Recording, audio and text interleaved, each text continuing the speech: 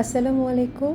কাছে এবং দূরে যে যেখান থেকে আমাদের ভিডিওটি দেখছেন সকলকে জানাই অনেক অনেক শুভেচ্ছা। আশা করি সবাই ভালো আছেন, আমরাও ভালো আছি আলহামদুলিল্লাহ। এখন 6:45। আমি সকাল সকাল ঘুম থেকে উঠেই আমার প্রথম কাজ বারান্দায় যাওয়া। বলেছিলাম আপনাদের আগেও, এই চারাগুলো কিসের খুঁজে পাচ্ছিলাম না। পরে মনে পড়ল মেঘ অনেকগুলো পুঁইয়ের বিচি ফেলেছিল। এই চারাটা দেখেই শিওর হলাম। মেঘ এখনও ঘুমাচ্ছে। আজ কদিন ধরে খুব গরম, তাই ওকে আর স্কুলে পাঠাচ্ছি না, অনলাইনে ক্লাস করছে। রোজ সকালে আসলে একই রকম নাস্তা কারোই ভালো লাগে না। আজকে তাই চেষ্টা করেছি বাচ্চাদের জন্য একটু ভিন্ন কিছু করতে।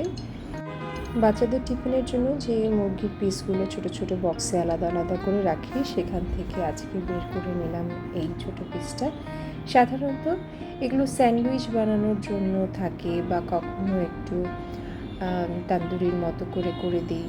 এক এক দিন এক এক রকম। তো আজকে যেহেতু বাচ্চারা বাসায়, তো আজকে ভাবলাম যে একটু অন্যভাবে তাদেরকে নাস্তাটা দিই। একটু সস বানিয়ে নিচ্ছি। দেখলেন যে মেয়োনিজ দিলাম, একটু তার আগে চিনি ছিল, টমেটো সস দিলাম, অল্প একটু মাস্টার্ড সস দিলাম। এবার চিকেনগুলোকে একটু কুড়িয়ে নিচ্ছি কাঁটা চামচের সাহায্যে। সসগুলোকে রুটির মধ্যে এরকম করে মাখিয়ে তার উপরে চিকেনগুলো দিব। আমি কিন্তু এখানে গোলমরিচ গুঁড়াও দিয়েছি, সেটা বলতে ভুলে গেছিলাম।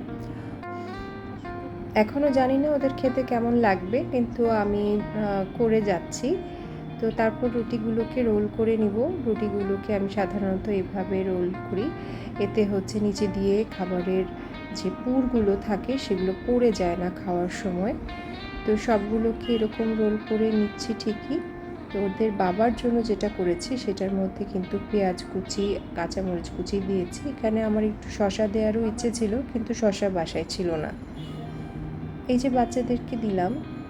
মেঘ প্রথমে খেতে চায়নি, তার নাটেলা দিয়ে রুটি বা নাটেলা দিয়ে ব্রেড খেতে ইচ্ছা করছিল, কিন্তু মুখে দেওয়ার পর তারা 3 বোনই সেটা পুরোটা খেয়েছে এবং তারা জানিয়েছে তাদের ভালো লেগেছে।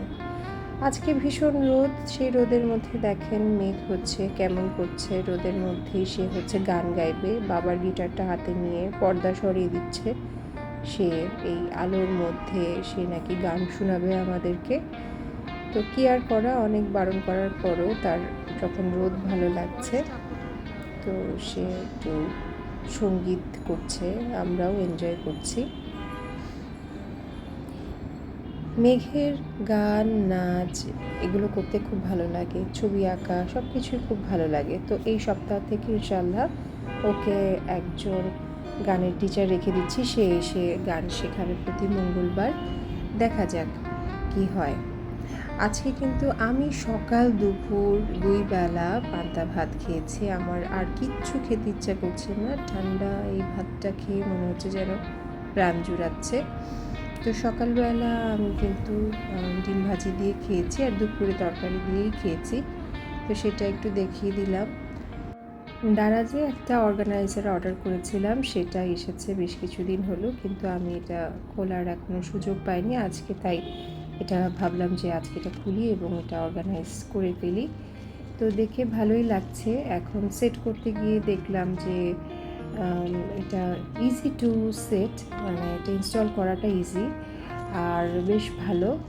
কিন্তু এটার দেখলাম যে স্ট্যান্ডগুলো বেশ কিছু একটু আসতে গিয়েই হয়তো বেঁকে গেছে। এটা কিন্তু দারাজ জিনিসটা আমার খুব ভালোই লাগছে। আসলে ভিডিওটা দেখে খুবই আমি এক্সাইটেড হয়ে গেছিলাম। আমি অনেক হোম অর্গানাইজ করার ভিডিওগুলো সাধারণত দেখি এবং আইডিয়া নিই। ভাড়া বাসায় থাকি যদিও, তারপরেও মনে হয় যে যেখানে থাকছি সেখানে একটু আরাম করে সুন্দর করে থাকি, কারণ আমরা যেভাবে থাকবো সেখান থেকে কিন্তু আমাদের বাচ্চারা শিখবে, তাদের হ্যাবিটটা গ্রো করবে। তো এই যে বলছিলাম যে বেঁকে গেছে, সেগুলো একটু চাপ দিয়ে আমি আবার ঠিক করে নেওয়ার চেষ্টা করলাম। তো এটা যতটুকু প্রয়োজন লেন্থ ততটুকু বাড়িয়ে নেওয়া যায়। তো এই হচ্ছে, এই যে এভাবে এটাকে ছোট বড় করে নেওয়া যায়, যেটুকু মাপ প্রয়োজন সেটুকু আপনারা ইউজ করবেন, আর না হলে গুটিয়ে রাখবেন। তো আমার এই চেম্বারটাতে সাধারণত স্ন্যাক্স আইটেমসগুলো থাকে, বিস্কিট থেকে শুরু করে চানাচুর, চিপস। আমরা থার্সডেতে সাধারণত মুভি নাইট করি, তো সেটার জন্য অনেক চিপস আমরা কিন্তু স্টোর করে রাখি, যাতে রাতেরবেলা মুভি দেখতে দেখতে সেগুলো এনজয় করতে পারি। তো বিভিন্ন রকমের চিপস আসলে থাকে। যদিও চিপস আনহেলদি, কিন্তু থার্সডে মানে হচ্ছে আমাদের জন্য খুব এনজয় করার একটা দিন, মানে রাত, আসলে রাত থেকেই আমরা এনজয় শুরু করি। ফ্রাইডেটাতেও আমরা খুব মজা করার চেষ্টা করি। তো এই যে এভাবে আমি একটু গুছিয়ে নিচ্ছি, যেই বিস্কিটগুলো বোতলে ছিল না সেগুলোকে একটু বোতলে ভরলাম, নতুন বোতলে। সব ভরে শেষ করতে পারিনি। এই যে দেখছেন যে বাম পাশে যে বক্সটা, ওটার মধ্যে কিন্তু অনেকগুলো এখনও আছে যেগুলো ভরতে হবে। তো সেগুলো একটু সময় পেলে আমি ভরে রাখবো। তো আপাতত এভাবেই একটু গুছিয়ে নিচ্ছি। একবার গুছালাম, আবার একটু হচ্ছে মনে হচ্ছে যেন সেটেল করতে হবে, চেঞ্জ করতে হবে। তো যেভাবে সুবিধা হয় সেভাবেই আবার একটু গুছিয়ে নিব। তো এই যে এইভাবে আমার আপাতত রাখলাম। দেখেন যে কতটা অর্গানাইজ লাগছে প্রথম অবস্থা থেকে, এবং আমার কিন্তু অনেক স্পেস এখনও রয়ে গেছে।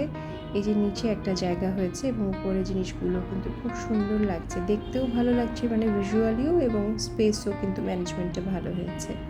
তো আজকে যেহেতু অনেক গরম, একটা ঠান্ডা তরমুজ কাটা হলো।